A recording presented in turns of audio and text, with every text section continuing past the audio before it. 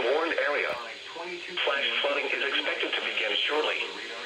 Some locations that will experience flooding include Hartford, New Britain, Manchester, East Hartford, Glastonbury, Newington, Wethersfield, Mansfield, Farmington, Wyndham, Rocky Hill, Willimantic, Plainville, Coventry, Hebron, Marlborough, Columbia, Moulton, Andover, and Chaplin. A flash flood warning means that flooding will occur quickly and could be life-threatening for those who try to drive through flooded roads or underpasses.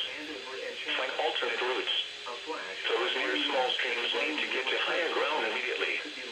Repeating, a flash flood warning has been issued until 7:30 p.m. for the following counties: in Connecticut, Hartford, Holland, and Wyndham. Need to get to higher ground immediately.